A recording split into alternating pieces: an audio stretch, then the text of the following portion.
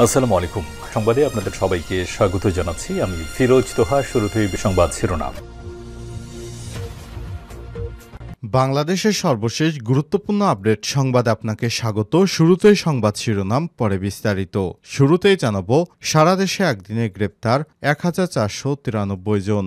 ঢাকাসহ সারা দেশে শুরু হওয়া অপারেশন ডেভিল হান্টে গত ২৪ ঘণ্টায় গ্রেপ্তার করা হয়েছে আরও ৫৮৫ জন। এছাড়াও অন্যান্য অভিযানে গত ২৪ ঘণ্টায় ৯০৮ জন সহ সারা দেশে মোট ১,৪৯৩ জনকে গ্রেপ্তার করেছে যৌথ বাহিনী। আজ রোববার সন্ধ্যায় পুলিশ সদর দপ্তর AIG media and PR Inamul Haque Sagar এসব তথ্য জানিয়েছেন। এরপর জানাবো, চ্যালেঞ্জ মোকাবেলায় ইএমই কোরের প্রস্তুত থাকার আহ্বান সেনাপ্রধানের। ইএমই কোরের বাৎসরিক অধিনায়ক সম্মেলনে আজ সৈয়দপুর সেনানিবাসস্থ ইএমই সেন্টার অ্যান্ড স্কুল এ অনুষ্ঠিত হয়। অনুষ্ঠানে প্রধান অতিথি হিসেবে উপস্থিত ছিলেন সেনাবাহিনী প্রধান জেনারেল ওয়াকারুজ্জামান। এরপর জানাবো, আওয়ামী লীগ নিয়ে মানববন্ধন সম্ভব না, তাই বিএনপির লোকজন নিয়ে করা হয়েছে। মাদারীপুরের কালকিনিতে উপজেলা যুবলীগের যুগ্ম সাধারণ সম্পাদক ও সাহেবরামপুর ইউনিয়ন পরিষদ চেয়ারম্যান মাহবুবুর রহিম মুরাদের পক্ষে ইউনিয়ন বিএনপির ব্যানার একটি মানববন্ধন অনুষ্ঠিত হয়েছে। আজ উপজেলা সাহেবরামপুর ইউনিয়নে এই মানববন্ধন অনুষ্ঠিত হয়। পরে তার একটি ভিডিও ছড়িয়ে পড়ে সামাজিক যোগাযোগ মাধ্যম ফেসবুকে। দলীয় সূত্র থেকে জানা গেছে, মাহবুবুর রহমান মুরাদ কালকিনি উপজেলা যুবলীগের বর্তমান কমিটির যুগ্ম সাধারণ সম্পাদক, কিন্তু সরকার পরিবর্তনের পর সে ভুল পাল্টে এখন বিএনপির বড় নেতা হয়েছে। এবারে জানাবো, ডিজিটাল বোর্ডে ভেসে উঠল হাসিনাকে আবার দেশে দেখতে চাই। এবার কুড়িগ্রামের নাগেশ্বরীতে একটি কাপড়ের দোকানে ডিজিটাল সাইনবোর্ডে ভেসে উঠল হাসিনাকে দেশে দেখতে চাই। বিষয়টি দেখে দোকান কর্তৃপক্ষ বোর্ডটি নামিয়ে ফেলে। তারা বলছে, ডিজিটাল সাইনবোর্ডটির পাসওয়ার্ড হ্যাক করে চক্রটি এই কাজ করেছে। এদিকে জুনে বাংলাদেশে বিদ্যুৎ সরবরাহ শুরু করবে নেপাল। চলতি বছরের জুন মাস থেকে বাংলাদেশে আনুষ্ঠানিকভাবে ৪০ মেগাওয়াট বিদ্যুৎ রপ্তানি শুরু করবে নেপাল। দেশটির কর্তৃপক্ষ বলছে, জুন নাগাদ নভেম্বর পর্যন্ত ৫ মাসের জন্য নেপাল থেকে এই বিদ্যুৎ রপ্তানি করা হবে। এবং সর্বশেষ জানাবো, পাবনায় পরিত্যক্ত অবস্থায় ৩টি আগ্নেয়াস্ত্র জব্দ করল ডিবি। পাবনা পৌর সদরের চক সাতিয়ানি এলাকায় পরিত্যক্ত অবস্থায় ৩টি আগ্নেয়াস্ত্র উদ্ধার করেছে যৌথ বাহিনী। আগ্নেয়াস্ত্রগুলো ফুলের বাগান থেকে অস্ত্রগুলি সহ জব্দ করে যৌথ বাহিনী। প্রিয় দর্শক, এতক্ষণ শুনছিলেন সংবাদ শিরোনাম, এবারে বিস্তারিত। তবে তার আগে বন্ধুরা, অনুরোধ থাকবে সংবাদটিতে একটি লাইক দিন। এই চ্যানেলে আপনি নতুন হয়ে থাকলে আমাদের সংবাদটি দেখতে দেখতে চ্যানেলটি সাবস্ক্রাইব করে রাখুন। কমেন্ট করে বন্ধুরা আপনার মূল্যবান মতামত জানিয়ে দিন আপনি বিশ্বের কোন দেশ থেকে বা বাংলাদেশের কোন স্থান থেকে আমাদের সংবাদটি দেখছেন এবং শুনছেন। এবারে বিস্তারিত। সারা দেশে একদিনে গ্রেপ্তার ১,৪৯৩ জন। সারা দেশ জুড়ে অপারেশন ডেভিল হান্ট পরিচালনা করছে সরকার। এরই ধারাবাহিকতায় সারা দেশ থেকে ১,৪৯৩ জনকে গ্রেপ্তার করা হয়েছে।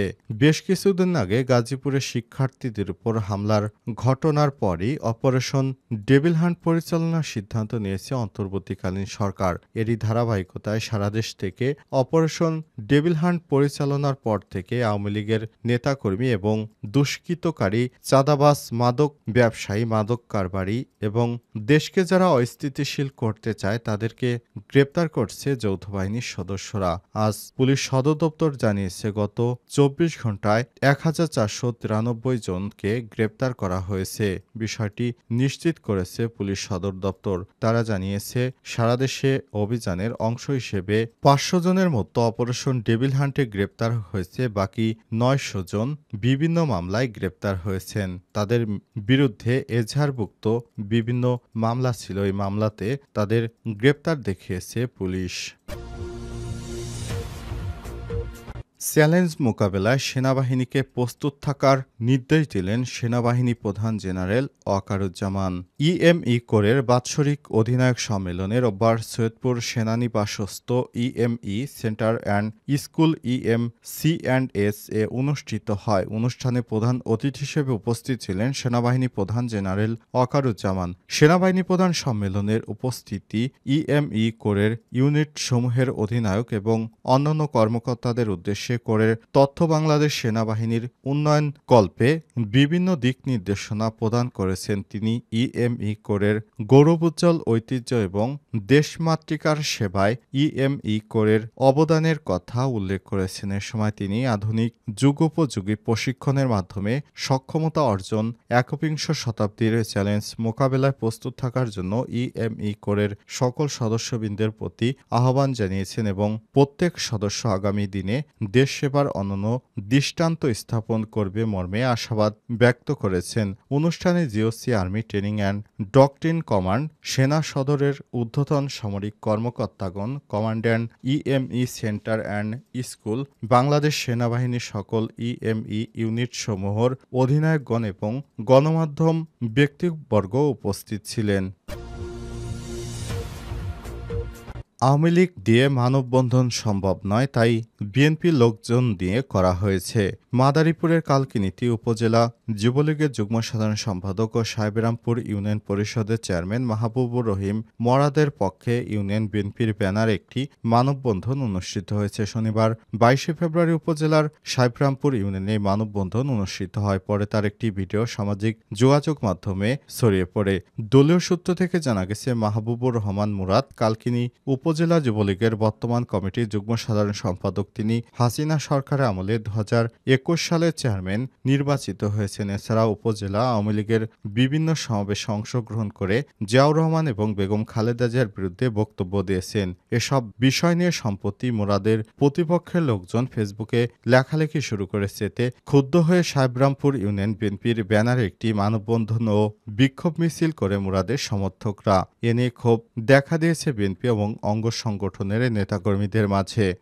একাধিক প্রত্যক্ষদর্শীরা জানান, মানববন্ধন করেছে বিএনপির ব্যানারে, অথচ মানববন্ধনে উপস্থিত ছিল সাহেবরামপুর ইউনিয়ন আওয়ামী লীগের ভারপ্রাপ্ত সাধারণ সম্পাদক কালাম আকন, ইউনিয়ন যুবলীগের সাবেক সাধারণ সম্পাদক ইকবাল আকন, ইউনিয়ন যুবলীগের সভাপতি মতি, সভাপতি আহসান সহ অনেকেই। এ বিষয়ে কালকিনি উপজেলা যুবলীগের যুগ্ম সাধারণ সম্পাদক ও ইউনিয়ন চেয়ারম্যান মাহবুবুর রহমান মুরাদের মুঠোফোনে একাধিকবার কল দেওয়ার পর তিনি বলেন, আমার বিরুদ্ধে একটি গ্রুপ অপপ্রচার চালাচ্ছে, তাই মানববন্ধন করা হয়েছে। এখন তো আর আওয়ামী লীগ দিয়ে মানববন্ধন সম্ভব নয়, তাই বিএনপির লোকজন দিয়ে মানববন্ধন করানো হয়েছে। ডিজিটাল বোর্ডে ভেসে উঠল হাসিনাকে আবার দেশে ফেরত চাই। এবার কুড়িগ্রামের নগেশ্বরীতে একটি কাপড়ের দোকানে ডিজিটাল বোর্ডে ভেসে উঠল হাসিনাকে ফেরত চাই। এই লেখাটি ওঠার পরই ওই দোকানদার ভীত সন্ত্রস্ত হয়ে ডিজিটাল বোর্ডটি নামিয়ে ফেলেছেন। জানা গিয়েছে, ওই ডিজিটাল বোর্ডটি হ্যাকার গ্রুপ হ্যাক করে এই শব্দগুলো লিখেছে যে হাসিনাকে ফেরত চাই। তারা জানিয়েছে, তাদেরকে বিপদে ফেলতেই কোনো মহল এই ধরনের ষড়যন্ত্র করে থাকতে পারে বলে এমনটা জানিয়েছে ওই ডিজিটাল বোর্ডের দোকানি। তারা জানিয়েছে, আমাদের কাপড়ের বিজ্ঞাপনের জন্য আমরা একটি ডিজিটাল বোর্ড ব্যবহার করতাম, কিন্তু সেখানে হঠাৎ করে শেখ হাসিনাকে ফেরত চাই ইত্যাদি লিখে বিভিন্ন কথাবার্তা লিখে কে বা কারা সেখানে ডিজিটাল বোর্ডটি হ্যাক করে এই কথাগুলো লিখেছে, এ ব্যাপারে আমরা জড়িত নেই। তারা বলেছে, আমরা ডিজিটাল বোর্ডটি খুলে ফেলছি, এ বিষয়টি আমরা তদন্ত করে দেখব। জানা গেছে, শনিবার 22 ফেব্রুয়ারি নাগেশ্বরী পৌরসভার আজিজ সুপার মার্কেটে এই ঘটনা ঘটে। মালিকের কথা মতো প্রথমে সাইনবোর্ডের বিদ্যুৎ সংযোগ বিচ্ছিন্ন করা হয়েছে। এরপর ঘটনাস্থলে নাগেশ্বরী থানা পুলিশ পরিদর্শন করেন। দোকানে লোকজনের সঙ্গে কথা বলে সাইনবোর্ডটি জব্দ করে থানায় নিয়ে যাওয়া হয়। বিএম গার্মেন্টস অ্যান্ড ফ্যাশনের কর্মচারী সবুজ মিয়া বলেন, প্রতিদিন রাতে বন্ধ রাখা হয়, সন্ধ্যায় সুইচ দেওয়া হয়, ওখানে শুধু বাংলা বাংলা ও ইংরেজিতে বিএম গার্মেন্টস লেখা আছে ওটা ভাসে। তবে শনিবার সুইচ দিয়েছি এবং সুইচ দেওয়ার পরই দেখতে পাচ্ছি এ ধরনের একটি লেখা ভেসে উঠেছে। বিষয়টি দেখার পরই তারা দ্রুত সেটি বন্ধ করে দেয় এবং দোকানের মালিক ওই বোর্ডটি নামিয়ে ফেলার নির্দেশ দেয়। তবে পুলিশ এসে বোর্ডটি জব্দ করে থানায় নিয়ে গেছে বলেও জানা গেছে। উল্লেখ্য, শেখ হাসিনা পালিয়ে যাওয়ার পর রেল স্টেশন, লঞ্চঘাট বা বিভিন্ন সরকারি দপ্তরে ডিজিটাল বোর্ডগুলোতে লেখা উঠছে আবারও কঠিনভাবে ফেরত আসবে ছাত্রলীগ বা শেখ হাসিনা আবার ফিরে আসবে ইত্যাদি লেখা দেখতে পাওয়া যাচ্ছে। তবে অধিকাংশই জানিয়েছে এই লেখাগুলো তাদের নয়, বরং এগুলো কোনো হ্যাকার বা কোনো নাশকতাকারী লেখাগুলো ভাসাচ্ছে।